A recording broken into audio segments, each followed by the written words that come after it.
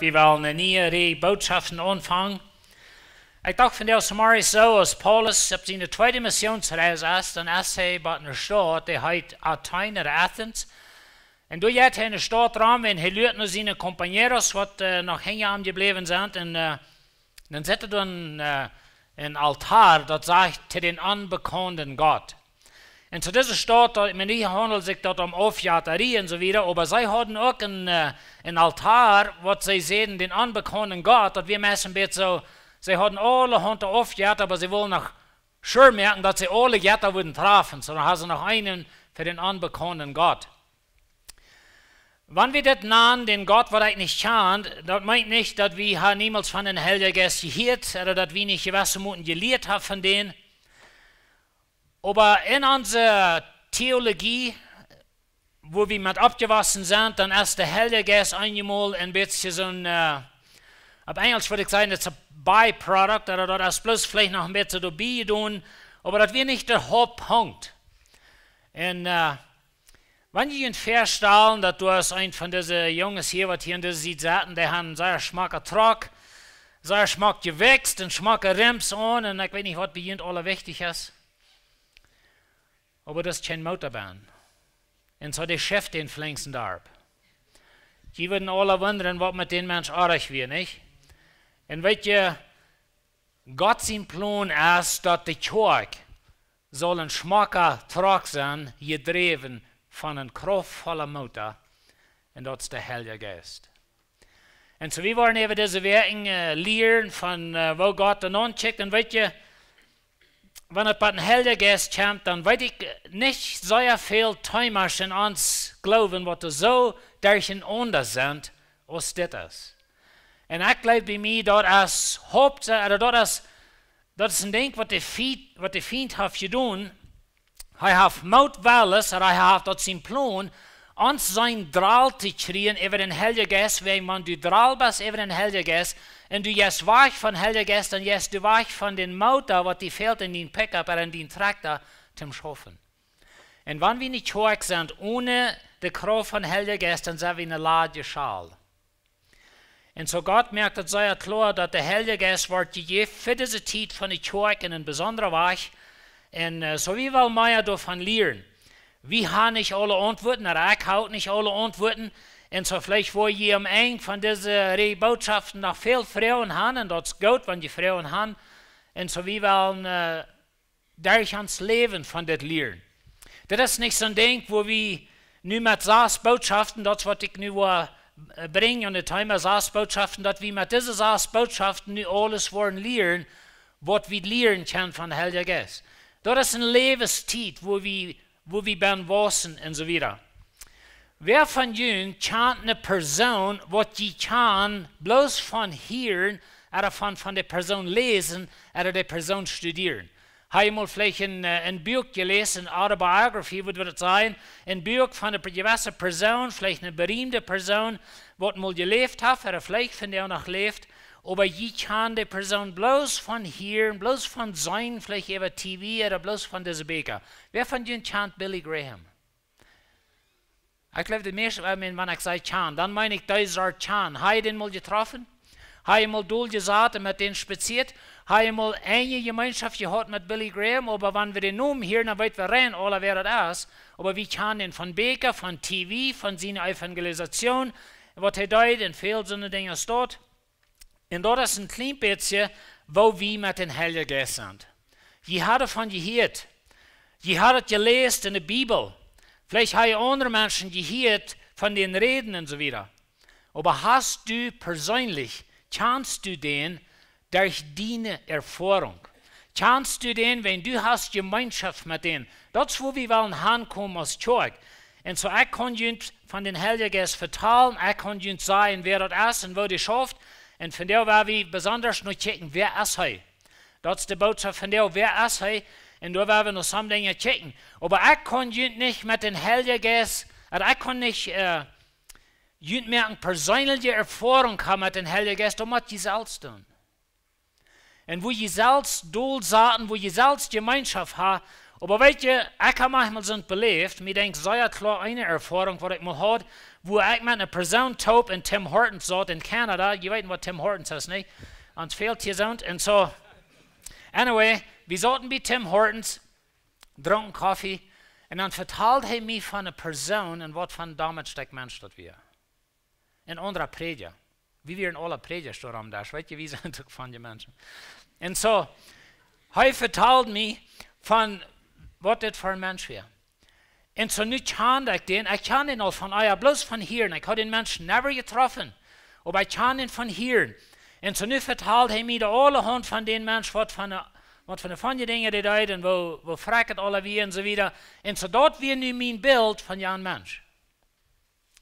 Und weißt du, wie dann fertig ist dort? Du hast vielleicht mal mit wem taub gesehen und der hat dich verteilt von John Wall und was das für ein Fanja Mensch ist und so weiter.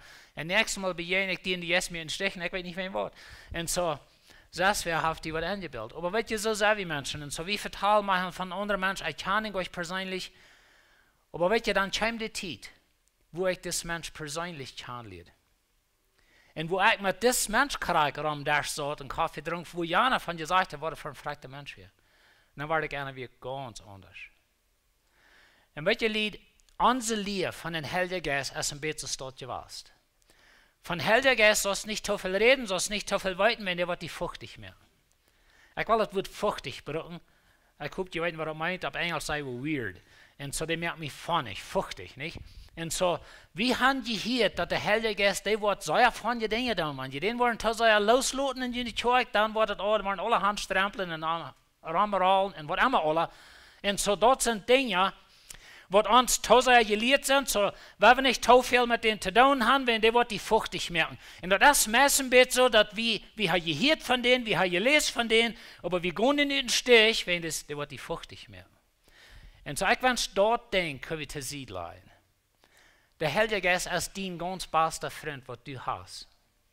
Nicht bloß dort, aber der Heilige Geist ist deine ganz geradste Kraft, was du hast aus dem Christ. Wenn du nicht der Heilige Geist hast, dann bist du so ein Traktor ohne einen Motor. Du bist so ein schmacker Pickup, du hast vielleicht von Büten alles abgeputzt. Und weil die unsere Theologie ist immer so eine üterliche Theologie, was die mit so und so loten und so die Hof geschnitten und die Bord kriegst so und so, getrimmt und so weiter. Und was immer alle du hast gewasst, nicht? So von Büten war das Schmackel und du hast einen schmacker Pickup und der Schmack gewächst und der Schmack gefarben und die Rims sind fein, aber der hat keinen Motor. Ich wünsche, wir können lernen, das Motor kann zu lernen. Na, ich sage Motor, weil ich will nicht Luther sein, der Heilige Geist ist nicht ein Motor, das ist eine Person. Aber ich will wissen, was ich meine, nicht? Die Kraft. Jesus sagt zu seinen Jüngern, weißt du, wenn der Heilige Geist wird kommen, dann will ich Kraft kriegen. Und weißt du, wenn die mal Menschen sein, die umgewandelt sind, oder was bloß sozusagen, der transformed, dann checkt Jesus seine Jünger.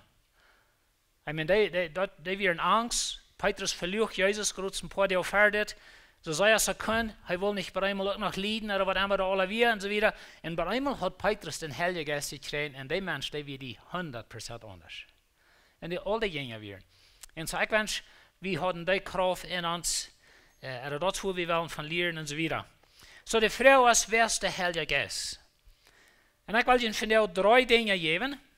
Erstens, der Heilige Geist ist Gott. Zweitens, der Heilige Geist ist eine Person. Und drittens, der Heilige Geist ist dein Helfer. Und der letzte Punkt, das ist really ein Punkt, wo ich in den nächsten 6 Botschaften, wo ich immer war, von dem Punkt reden, heißt dein Helfer. Das ist, wo der hier ist. Der will uns halten. Der will uns nie merken. Der will uns halten, für Jesus zu leben und so weiter. Und so der Heilige Geist ist Gott. Wir haben einmal eine rechte Lehre gehört von Heiligen Geist. Vielleicht habe ich nicht ganz so sehr das gelehrt, aber viele Menschen haben, dass der Heilige Geist ist bloß eine Kraft. Der Heilige Geist ist so die Wald dort, wo Israel lebt, der Gewiste. Oder der Heilige Geist ist so die Herrlichkeit Gottes, was den Tempel nennt. Aber das ist bloß eine Kraft, das ist bloß eine Wald. Das ist ein Yes, und den kann nicht sein. Wir haben gerade eine Reihe Botschaften vor euch, was wir nennen den unsichtbaren Krieg. Und ich habe Ihnen gesagt, wo du eine unsichtbare Welt hast, du hast ein Beiser Yes in der unsichtbaren Welt, du hast die Feind und der will die zum Fall bringen, der will die in Verdorben bringen und so weiter. Und weißt du, in dieser unsichtbaren Welt, du hast auch den Gott Yes, du hast den Heilige Geist und so, der ist unsichtbar, in vielen Hinsichten haben. Wie kann ihn euch sein? Und so dann haben wir so ein Glauben gehört, dass das bloß eine Kraft, vielleicht so das Wind eine Kraft ist, oder so das Wut eine Kraft ist, oder vier. Aber das ist ein unpersönliches Ding. Aber wenn die Bibel nennt den Heiligen Geist niemals ein Ding. Das ist niemals ein It. Das ist immer eine Person, das ist immer Gott. Und so der Heilige Geist ist Gott. Wenn du zu den Heiligen Geist lehen lässt, dann darfst du zu Gott lehen. In Apostelgeschichte 4, Vers 3, da haben wir die Geschichte von Ananias und Sapphira. Und dann sagt er, dann sagt Petrus zu Ananias, wo kommt das, dass du so und dein Hort so ungehaft, dass du den Heiligen Geist, manchen dort, dass du den Heiligen Geist verlierst, und was von das Geld, das du für die Lohn gekriegt hast, für die selbst geholt hast. Du hast nicht Menschen verloren, aber Gott. Und so der Heilige Geist, der ist Gott, der hat Eigenschaften, wo Gott hat und so weiter. Und der Heilige Geist, wenn du zu den Heiligen Geist lehen lässt, dann lässt du zu Gott lehen. Und Petrus merkt, das sei ja klar zu Ananias, dass der Heilige Geist und Gott ist das selbste Ding. Und so Ananias, er lügt, Petrus sagt, du legst für den Heiligen Geist, und dann Luther sagt, du hast Gott verloren. So der Heilige Geist ist Gott in den Sinn.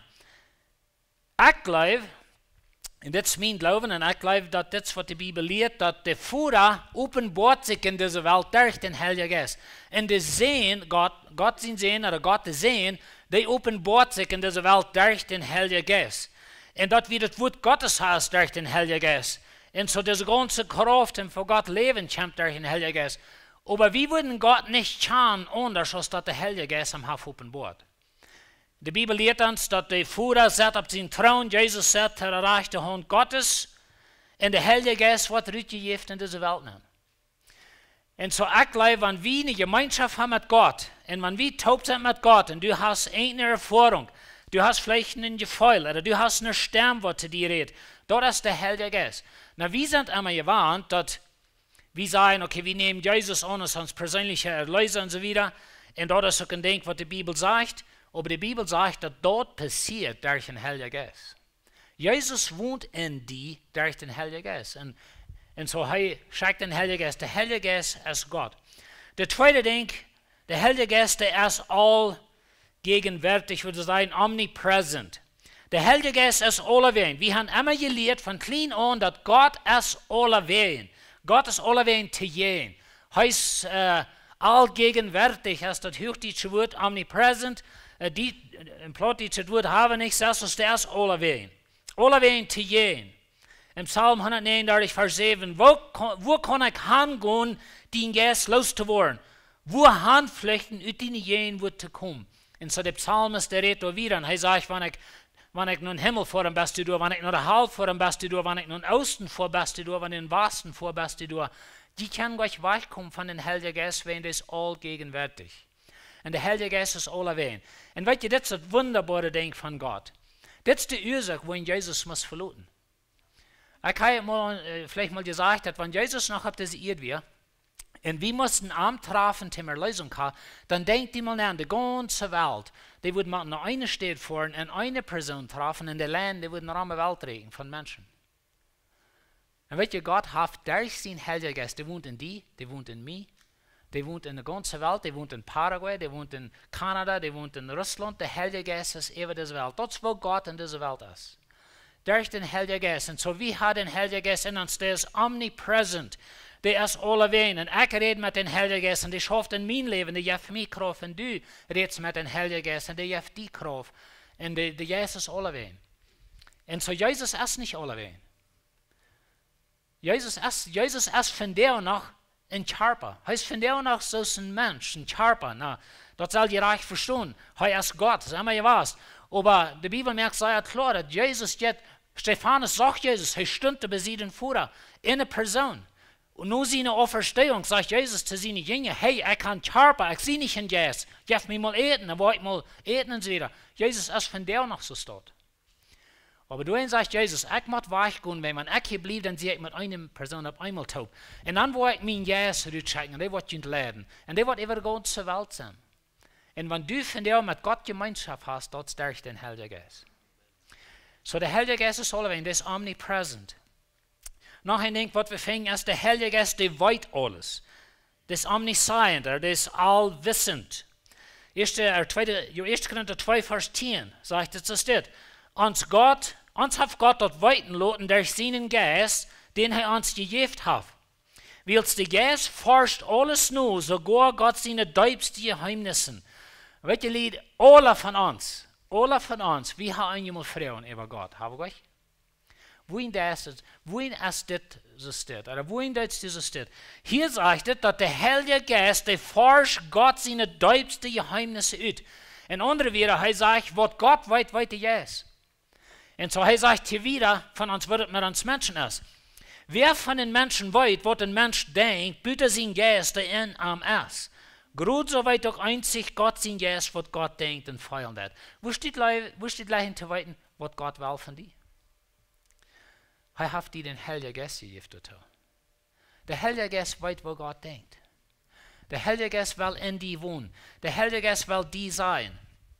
Und das Jakob al zei, und einmal dann hast du das Gefühl, oder diese Stem in ihm, er soll mal stillhalten und am Pick-up gehen und so weiter. Ich habe auch manchmal so eine Erfahrung gehabt. Ich habe so eine Erfahrung gehabt, aber wir haben noch niemals wirklich gelehrt, dass das der Heilige Geist, was uns redet. Und das will wir da lernen, nur den Heiligen Geist horchen. Da allein weiß, wo Gott denkt. Wo steht gleich zu weiten, was Gott von dir denkt, was Gott von dir will, woher die will leiden, dann war Freund mit dem Heiligen Geist. Wenn du weißt, wo Gott denkt. Ich weiß nicht. Du weißt auch nicht. Ich weiß nicht, was du denkst. Aber du das. Ich verstehe, was er hier sagt. Er sagt, so ist wie in uns selbst, uns Geist, ich weiß, was ich denke. Du das gleich. So ist es mit dem Heiligen Geist. Der Heilige Geist weiß, was Gott denkt. Und wenn wir wollen wissen, was Gott denkt, werden wir mit dem Freund werden. Ich habe diese Serie gelesen und der Time und so weiter. Und ich will noch wieder. Und eigentlich, was mir sehr interessant wäre, dass und ich war in der Luther-Botschaft und alle von der Reden, aber rein ganz durch die Bibel fingen wir immer weiter, dass Gott seine Menschen mit den Geist fallen, die finden gewisse Arbeit. All im Ouden Bund. Und so dat dacht mir ein bisschen ab, dass wenn ich will predigen, dann frage ich Gott, fäll mich mit den Geist für diese Arbeit. Wir denken mal so, okay, fäll mich mit den Heiligen Geist nur für immer. Ich glaube nicht, dass Gott es dort schaut. Na, er will haben, wir sollen gefällt sein. Aber für gewisse Arbeiten, was du hast, fällt der Heilige Geist dir für die Arbeit. Und dann haben wir gesagt, klar, und so fertig sei wie, dass, oh, ich kann das nicht, ich verstehe das nicht. Hast du den Heiligen Geist gefragt, nur die halten? Wenn die was die fallen, und dass wir können Dinge tun. Ich sehe auch nicht von der Tür ein Mensch, was hier oben wird Ferien stehen. Das ist ganz gemein in der Tür. Aber ich kann immer, was sagt, das ist eine geistliche Gabe, was Gott mir gegeben hat. Und das ist eine Fällung von Heiligen Geist, was er mir ja für eine gewisse Arbeit. Und so der Heilige Geist weiß, wo Gott denkt. Der Heilige Geist weiß, was Gott will. Der forscht Gott seine Dinge nur. Und so der Heilige Geist ist allwissend. Und wenn du was mehr weiten, was Gott von dir plant, was will er mit deinem Leben, viele junge Menschen haben diese Frau, was Gott sein Plan von mir Leben und so weiter, was fremd mit dem Heiligen Geist. Der Heilige Geist will ihn leiden. Fragt den Führer, nur den Heiligen Geist. Jesus sagt, wenn wir uns einen Führer, unsere Kinder Frauen uns nun denken, wir wollen dir nicht einen Skorpion geben, oder wir wollen dir nicht einen Stein geben, oder so weiter. Dann sagt er, wo viel mehr wird der himmlische Führer den Heiligen Geist geben, der wird am Frauen. Und so, der Heilige Geist, er weiß alles, er weiß, wo Gott denkt, und er will uns halten. Der Führer ist Gott, der Sehn ist Gott, der Heilige Geist ist Gott. Wohin ist das wichtig? Wohin ist das wichtig? Das ist wichtig, wenn der Gott, oder der Heilige Geist, was bei uns wohnt, dort ist Gott. Du hast Gott, den Schöpfer von Himmel und Erde, der wohnt in dir. Das ist nicht bloß eine Kraft, das ist nicht bloß ein Wind, das ist nicht bloß eine Wald, wo das über dir kommt. No, Gott, der Schöpfer von Himmel und Erde, der allmächtige Gott, der allweitende Gott, der Gott, der alle wen ist, der wohnt bei dir beim. Wenn du den Heiligen Geist hast gekriegt, du hast Jesus angenommen, ich verstehe die Bibel so, dann habe ich den Heiligen Geist. Und dann will er anfangen, uns zu schaffen. Aber weißt du, Gott wohnt in dir. Und das ist sehr wichtig. Und so, wenn du wo ganz allein bist und die Feinde versiegt dich, der will dir in Sinn bringen, du weißt, Gott wohnt bei dir. Dein Papa hast du nicht, deine Mama hast du nicht, kein Mensch hast du vielleicht, was die kennt, aber der Heilige Geist, Gott, der wohnt in dir. Und dort ist der Gott, was uns geraten hat, dort ist der Gott, was für uns gestorben ist, dort ist der Gott, was uns auch was rechten, dort ist der Gott, was mit dir was handeln, du uns den Glauben hast. Aber der Gott, der wohnt in dir.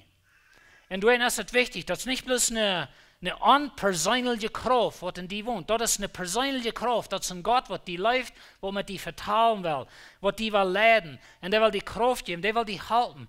Der will so sein, dass der Mut an den tragt, dass du mal wiederkommst, dass du wissen kannst, dass du wohin kommst. So, der Heilige Geist ist Gott. Nummer 2, der Heilige Geist ist eine Person. Der Heilige Geist, der hat in Gedanken, der hat Gefühle und der hat einen Willen. He has a mind, emotions and a will. Und so der Heilige Geist hat all diese Dinge. Das sind Dinge, die eine Person hat. Wenn ich sage, das ist eine Person, dann meine ich nicht, dass er einen Körper hat. Jesus hat einen Körper. Er jengt auf diese Erde. Arm können wir antworten, mit Arm können wir hantieren, Arm können wir in Abrazo geben. Aber dort, wo Jesus sagt, ich muss weichgehen, wenn ich sie eine Person, aber ich will den Heiligen Geist schicken, wenn das alle wären. Und so, aber der Heilige Geist ist eine Person, und wie soll er klar haben? Und das war das heißt nicht bloß eine unpersönliche Macht, was du hast, oder eine unpersönliche Kraft, was du hast. Der Heilige Geist ist eine Person. Der Heilige Geist, der denkt und der weiß. 1. Korinther 2,10 sagt, uns hat Gott das Weiten lassen durch seinen Geist, den er uns gegeben hat, weil der Geist forscht alles nur. Sogar Gott seine tiefsten Geheimnisse. Das ist ein Vers, was ich all gelesen habe. Aber was das Vers sagt, dass der Heilige Geist, der denkt, der forscht und der fragt nur und so weiter. Und so der Heilige Geist, der denkt und der weiß Dinge. Der forscht nur und der lehrt Dinge. Oder der forscht nur. 2. Petrus 1,21 sagt, weil Prophetie es nicht wird, dort ein Mensch sich selbst ausdenkt. Dort wird der Heilige Geist in diese Menschen, die angeben, was sie von Gott reden sollen. So der Heilige Geist hat uns die Bibel gegeben. Der Heilige Geist sieht, was sie schreiben sollen. Jesus sagt zu seinen Jüngern, der Heilige Geist wird jetzt in alle Worte leiden. Wir wollen noch beten oder noch checken. Aber dort wird Port von der Bibel geschrieben. Na, ich glaube, der Heilige Geist will die leiden. Denkt ihr mal nach, wer hat die Bibel geschrieben? Der hat der Heilige Geist geschrieben. Wer wohnt in die? Der Heilige Geist. Und so du hast die Person Gottes in die, was die Bibel geschrieben hat, und was uns will halten, die verstehen. Na, da meine ich, dass wir nicht sollen lesen, wir sollen vielleicht bloß einmal, oh, der Heilige Geist wird mir alles sagen. No, der Heilige Geist will danach haben, wir sollen studieren. Aber das ist heute, was die Dinge wisst. Einmal die Bibel gelesen, dann einmal lesen einen bekannten Vers, aber einmal hübst du was drin, was in der Wahrheit sein kann. Das ist der Heilige Geist. Und er sagt tief in dir, und nicht check mal das. Und weißt du, wie man lernt, den Heiligen Geist zu horchen, wenn der weiß Dinge, der denkt, und so weiter. Der Heilige Geist hat Gefühle. Epheser 4,30 sagt, beleidigt Gott sein Heiliger Geist nicht, weil es der Geist, dass Gott sein Teken, dass er uns die Garantie, dass der Tag kommt, dass wir hier rausgeraten wurden. Das Vers, der hat viel Bein, aber lass mich bloß sagen, der Heilige Geist geht zu beleidigen. Na, das meint nicht, dass der Heilige Geist jetzt wo eine Axt in einen Snack, wenn du hast ihn beleidigt. Aber das meint, dass du kannst den Heiligen Geist seinen Plan in dein Leben nicht merken, du kannst ihn zu sich schieben. Ein anderer Vers, was wir haben, der sagt, du sollst den Heiligen Geist nicht dampfen. Das, ich denke immer so, okay, kann Wutterschlag und der hat gut Pressure, weil er den Maß ganz teuer dreht. Und so der Heilige Geist selber nicht dreischieben. Wir sollen nicht den Heiligen Geist lastern. Viele Menschen, wo ich immer war an, die haben Angst, sie haben den Heiligen Geist gelastet. Ich will dich anladen, die erste Botschaft, weil ich kriege von dem Thema reden. Und so, die sollen dann zurückkommen, wenn die ein Problem haben, weil die sollen auch wieder zurückkommen. Und so, aber der Heilige Geist, den geht zu beleidigen in den Sinn, du schiffst ihn zu sehen, du sagst ihn auf. Und wenn ich an dort denke, und an denke, an unsere Lehre, wo wir so sehr gelehrt haben, wir haben alle gelehrt, von was der Geist nicht ist, als was er tut. Wir haben alle gelehrt, dass nicht so viel von Geist reden. Haben nicht so viel mit denen zu tun, der wird die fuchtig machen. Und so weiter. Und so, wir haben den Heiligen Geist beleidigt. Und wir wollen lernen, ob zu sein für den Heiligen Geist. Der Heilige Geist, der ist gegeben für ein besonderes Denken. Das ist für mir und die. Ich habe nicht alle das gesagt, aber ich und du, als Menschen, wir können nicht Gott seine Arbeit tun ohne Gott seine Kraft. Ich und du, wir können nicht Gott seine Arbeit tun ohne Gott seine Kraft. Und so der Heilige Geist hat Gefäule. Und der Heilige Geist, wat je dat sagt hier in das Vers Gott, dat wann je worden den Heilige Geist beleidigen, wat je een voet verlieren. No, hij sagt, je zijn je garantiert durch den Heilige Geist. Das ist ein sehr interessantes Ding. Aber wenn du gläubig bist in Jesus Christus, dann hat Gott dir den Heiligen Geist gegeben. Und dort ist Gott sein Teken in dir, dass du tam die hirsch. Und dass er die Wort durchführen, dass er die Wort am Hengerstein geben, was die trifft. Und so, wir haben den Heiligen Geist, aber wir können den beleidigen, wir können den treischreiben, wir können den seine Kraft tauschreiben ans Leben. Wir können sagen, du sagst dort ja nicht, ich habe Angst vor dir und so weiter. Und so, ich glaube, wir haben viel Angst gehabt. Und so, Paulus sagte, der Pfizer beleidigt nicht Gott sein Heiligen Geist. Wenn den hat Gott gegeben, aus einer Garantie, aus einem Teken, dass die am Gehirn und durch den Heiligen Geist leben. Ich meine, da sind noch viele andere Versen. Noch ein Ding, was der Geist tut, er betet für die. Der Geist betet für die. In Römer 8, 26. Hij zegt dus dit, en groot zo helpt de Geest ons in onze Schwachheiten, wils wir weten nicht einmal, wo wir so recht beten sollen. Aber der Geist betet für uns mit so einer Gefallen, dass wir nicht wir dafür haben. Ich gleich die englische Bibel hier ein bisschen da, wenn die englische Bibel bringt ein bisschen alle rüt, dass der Heilige Geist betet für die, das sagt, with groanings that are unexpressible, or like, der Heilige Geist, das wo viele Christen das rüt nehmen, dass der Heilige Geist Jeff die eine Gebetssprech. Und da wo ich von reden, in ein von den Botschaften, vielleicht hast du der zweite letzte, wo ich will reden von Rede Jesus. Und so, da wollen wir ein bisschen alle von reden von der Gebetssprech, oder von dass wir im Jesus beten. Hast du mal eine Zeit gehabt in deinem Leben, wo ihr bloß nicht mehr wissen, wo ihr beten will? Vielleicht sei ihr so unter Druck, du hast so was erreicht in deinem Leben, und du weißt nicht mehr, wo du beten sollst. Welche Lied? Der Heilige Geist. Der Heilige Geist, der weiß alles, was Gott weiß, der denkt, was Gott denkt, und der redet beim Vater für die. Hast du mal gedacht, dass Gott selbst für die betet? Gott betet für ihn. Und so der Heilige Geist, der betet für die. Nicht bloß dort, aber die Bibel sagt, dass Jesus betet für die. Jesus steht für die an. Der Teufel kämpft vielleicht nach Gott und sagt, hey, check mal, was die tun. Und dann steht Jesus und sagt, no, das glaube ich an mich, das versiegelt mein Heiliger Geist, mein Blut, als je für den Sinne sind. Kann ich Ihnen feststellen, dass Gott steht an für die? Und Gott betet für die. Und so, wenn wir Tiden haben ans Leben, wir wissen gar nicht, wohin, das vielleicht was säuerartig geworden leben. Ich hörte von einem Mann mal einmal, der war krank, und er sagt, er wir in der Krankheit, er wir in der Lehre, was er nicht mehr selbst kann beten. Und er wir eine gläubige Person, er wir ein Prediger, er wir ein starker Evangelist, aber er sagt, wenn eine Zeit war, wo er hat sich auf andere verloren und auf den Heiligen Geist, der hat für ihn gebetet. Aber ich glaube, das kommt auch eine Zeit in uns Leben, wo der Heilige Geist durch uns zum Vater redet. Und so, wir wollen von dort mit alle reden, wenn wir in dort Thema sind. Der Heilige Geist merkt Entscheidungen. In 1. Korinther 12, Vers 11 sagt es, aber all das wirkt ein in derselbe Geist und deilt einen jeden Donnertau, als er dort will. Und wir wollen alle von der Thema reden, wenn ich in der dritten Botschaft will ich reden von, ist der Heilige Geist nötig für die Kirche. Und so, da wollen wir mit alle von das reden.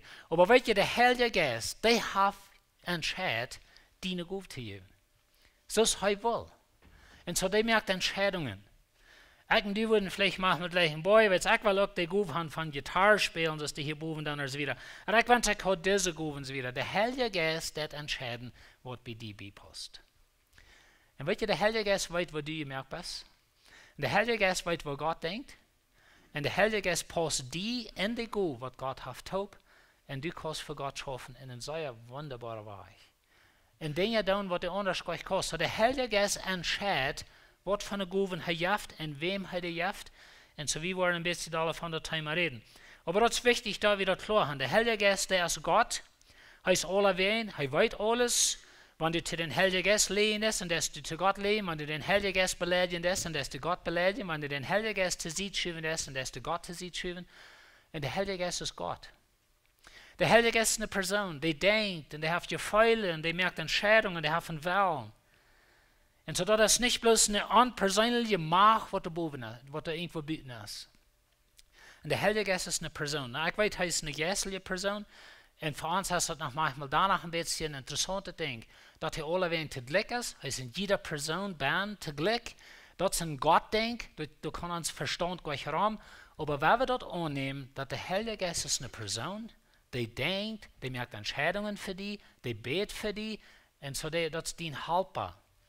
Und das ist der nächste Punkt, wo wir ein bisschen darüber nachdenken. Der Heilige Geist ist uns Helper.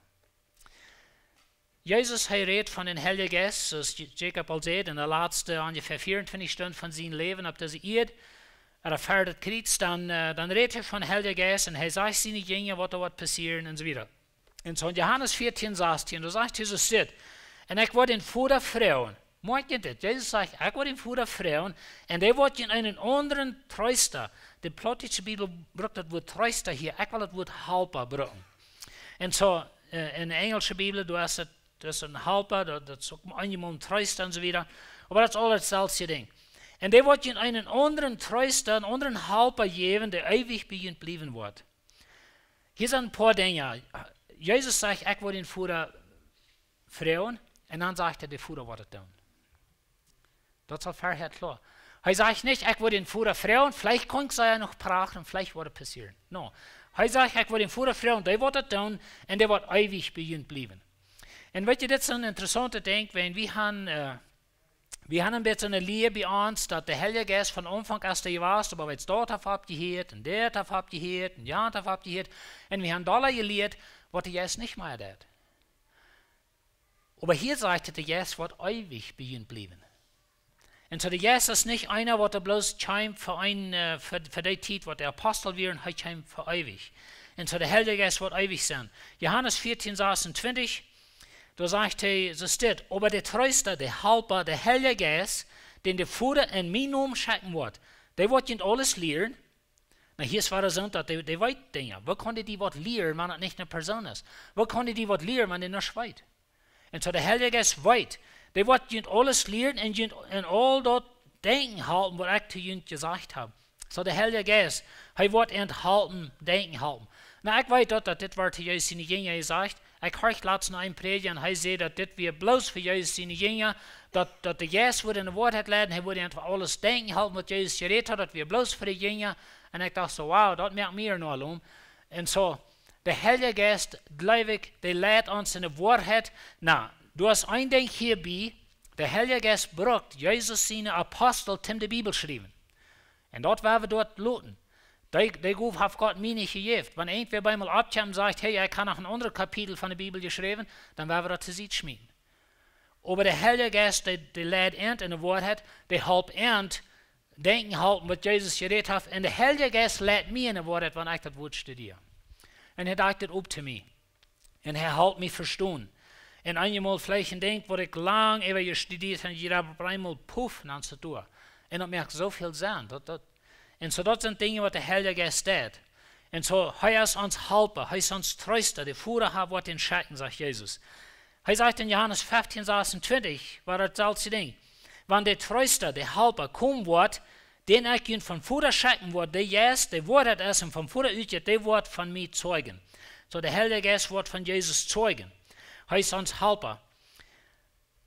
Jesus sagt zu seinen Jüngern, er sagt, wenn der Heilige Geist wird über kommen, dann wollen ihr Kraft kriegen. Und die von ihnen, die meine Apostelgeschichte klar sind, die wissen ja, was sie dann wollen tun, nicht? Dann wollen sie zeugen. Und dort wird zeugen, dort wird ein Hauptwort in der Apostelgeschichte. In einmal Ware sehen sie Zeugen von Jesus. Und so der Heilige Geist, der Zeugen von Jesus. Und wenn du den Heiligen Geist hast, dann darfst du von Jesus zeugen. Und ich will mit allen von das reden, wenn ich rede von das hier reden. Was hat der Heilige Geist mit deiner Zunge? Wir sind einmal so tungfast, wenn wir von Gott reden. Wir können von alles reden, von Dollars und Karren und Trucks und Motors und wie viel Kraft die haben, alles. Wir haben kein Trouble. Aber kämpft von jährlichen Dingen, von Gott und von Heiliger Geist und SMS, unsere Zunge ist ungepackt. Und uns fehlt das, dass der Heilige Geist unsere Zunge wird losmachen. Und so der Heilige Geist der Zeugen von Jesus. Und er sagt, dass die waren Zeugen von Jesus, wenn die erst den Heiligen Geist kriegen. Und wie wollten die Jünger die reden? Erst sollten sie irgendwo verschlossene Dären und hofften, die Juden würden nicht finden. Und als der Heilige Geist kommt, dann deren die Dären open. Sie sind abgegossen wie ein Tempel und fertig in hoher Rot. Und sie sagen und blicken gesagt, das ist der Jesus, was die dort machen, den hat Gott abgewagt. Du, wie was passiert? Der Heilige Geist der Zeugen. Und so der will durch uns zeugen. Johannes 16, 7. Und dann sagt er, ob ich sei und die Wahrheit. Verjünt ist das gut, dass ich weggehe. Weil wenn ich nicht weggehe, kommt die Helper nicht, nur jünt. Wenn ich aber gehe, wo ich jünt den Schatten. Ich glaube, ich kann uns feststellen, dass die Jünger, die dachten, so Mensch, wenn Jesus hier immer bleibt, wir wollen immer gleich mit Jesus taub sein. Aber aus der Heilige Geist ist kommt, dann werden sie bei einmal ändert, wir viel besser nu, als das erste was wir. Und so der Heilige Geist, der hilft. Der Heilige Geist, der hilft uns zu wissen, was wir sollen sein. Vielleicht best wo in der Lehre. Und du weißt nicht mehr, wo soll es sein. Habe ich mal eine Erfahrung gehabt, wo jemand eine Frau stellt und wird hostig, vielleicht eine gästliche Frau, und du bist bei einmal hostig, wie die eine Antwort tut. Ich hatte eine sehr interessante Erfahrung zu start. Und so viel mal haben wir so eine Dinge. Menschen, Frauen als Frauen. Und dann haben wir um den Geist Gottes können sagen, hey, halt mir das verstehen, halt mir das von dir zu reden. Jesus sagt, der Heilige Geist, der wird uns halten, der wird die Welt überzeugen von Sinn, wenn sie nicht an Jesus glauben. Na, das habe ich vielleicht in einer negativen Weise verstanden, weil weißt du, das sind sehr positive Dinge. Denk dir mal an, du bist eine gefallene Person und du bist verloren. Der einzige Weg, wo du kannst gerat worden ist, wenn du dort wirst ansehen, dass die fehlt in der Leser. Und dass du wirst nur Jesus drin, die fehlt in der Leser. Und der Heilige Geist kommt und überzeugt die, dass die fehlt in der Leser. Das ist was er tut zu der Welt. Der Heilige Geist überzeugt die Welt, wenn sie glauben nicht an Jesus. Und so der Heilige Geist wird in die schaffen. Samt von jünd, wenn je noch nicht Jesus hat angenommen, der Heilige Geist schafft in jünd. Und der überzeugt jünd, dass jünd fehlt in Radar. Und je schüven in je beleiden den vielleicht. Aber der Heilige Geist kommt immer weiter. Und so der Heilige Geist wird die Welt überzeugen, über Sinn, wenn sie nicht an Jesus glauben. Die einzige Radung ist Jesus Christus. Wenn du Jesus zu sich schaffst, hast alles zu sich geschoben. Und der Heilige Geist überzeugt die davon. Der wird die convincen, der wird die dort wiesen. Der wird Menschen dort wiesen. Und weißt du, wenn ein Mensch sich bekehrt, das ist durch, wenn der Heilige Geist hat den überzeugt, dass er wie ein Sünder und am fehlt eine Radung. Und das ist, was der Heilige Geist tut. Jesus sagt, der Heilige Geist, der wird über was Gerechtigkeit ist, oder er wird die Welt überzeugen, über was Gerechtigkeit ist, dort ich nun vorher gehe und je mir nicht mehr sein. Und weißt du, ich habe jedem Mal gesagt, dass uns fehlt eine Gerechtigkeit, was für Gott jährlich ist. Die fehlt nicht eine Gerechtigkeit, was hier in Lebenswasser jährlich ist, oder was irgendwo in einer anderen Kirche jährlich ist, oder was für deine Familie jährlich ist. Die fehlt eine Gerechtigkeit, was für Gott jährlich ist. Und damit, dass Jesus ist gekommen, er ist gestorben, er ist abgestanden, er ist nun vorher gefahren, er setzt ihn vor an der rechten Hand und jaft die Gerechtigkeit durch den Glauben. Und so der Heilige Geist der Welt überzeugen über Gerechtigkeit. Wenn Jesus ist nun vorher gegangen, das wisst du kann, dass Jesus hat die Erlösung vorher gemerkt. In Hebräer 9,12 sagt es, redet von das, er sagt, er ist nicht mit Blut von Kasen oder Kalber in das Allerheiligste hingegangen. Er ging mit seinem eigenen Blut ein und für allemal in das Allerheiligste hin und hat uns eine ewige Rettung verschafft. Und weißt du, als Jesus ist nun vorgefahren, ich habe so ein Bild, das ist bloß mein Bild, aber Jesus hat ein Kampf mit seinem Blut mit und er ging in das Allerheiligste, in den himmlischen Tempel, in das Allerheiligste hin, wo Gott seinen Thron war und Gott seinen Thronstuhl. Und bespritzt dort mit seinem Blut, und dann hat sein Bild, sein Blut steht dort, und wenn John wohl singen wird, als ein Kind Gottes, dann steht Jesus auf und sagt, no, mein Blut steht hier in seinem Sinn. Gerechtigkeit. Und so der Heilige Geist überzeugt uns, dass wir nicht unsere eigene Gerechtigkeit. Uns fehlt eine Gerechtigkeit, was für Gott jährlich ist. Und die haben wir in Jesus Christus. Und das dritte Ding, der Heilige Geist überzeugt über das Gerecht. Er sagt, es steht über, was gerecht ist. Dat die over deze wereld, je wilt even dat gerecht worden is.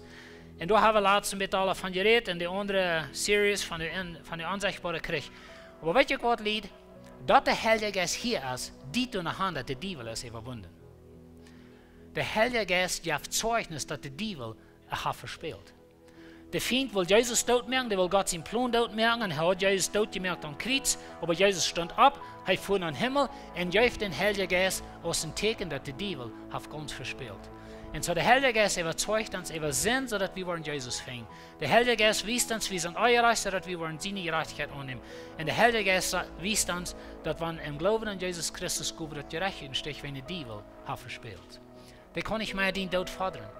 Und so der Heilige Geist hat keine Macht, der Feind hat keine Macht mehr über uns. So, ihr Schwester, diese Botschaft ist ein bisschen eine Grundbotschaft. Ich will diese Botschaft bringen aus dem Grund. Der Heilige Geist ist Gott. Wir haben das annehmen. Der Heilige Geist ist Gott. Und der Heilige Geist, wenn der Heilige Geist bei dir wohnt, dann wohnt Gott bei dir. Sehr, sehr wichtig, dass du dort klar hast, dass Gott wohnt bei dir. Das ist nicht bloß eine Macht, was du kannst einen Tag brauchen, einen Tag nicht. Das ist eine Person, das ist Gott selbst, der Heilige Geist, der wohnt bei dir. Der Heilige Geist ist eine Person.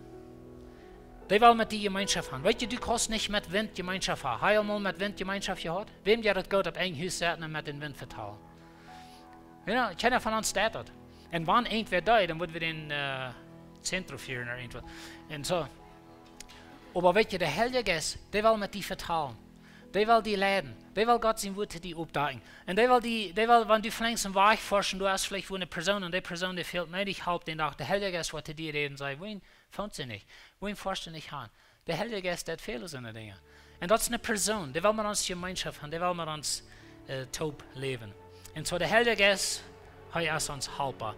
Und er will uns halten. Und du wirst das ewige Zeit von dieser Botschaften von reden, wo er uns halten wird. Ich würde fragen, dass ihr abschauen, weil wir Jesus sagt, dass wenn wir den Vater fragen, wird uns den Geist geben. Paulus traf diese Männer durch in Apostelgeschichte 19 und er fragt eine interessante Frage. Er fragt, habt ihr den Heiligen Geist gekriegt? Ich gleich die englische Wort alle. Er sagt, have you received the Holy Spirit?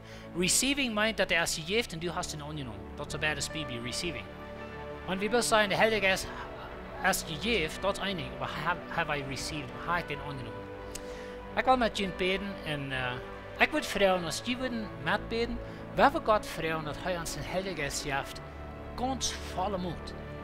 Dass er uns wird fallen, wer wir den receiven, wer wir uns wird aufmerken, wer wir sagen, Heiliger Geist, ich nehme die an. Ich weiß, du wirst mich nicht furchtig mehr. Du wirst mich leiden in alle Wahrheit und du wirst mich ein erfolgreicher Kind Gottes mehr.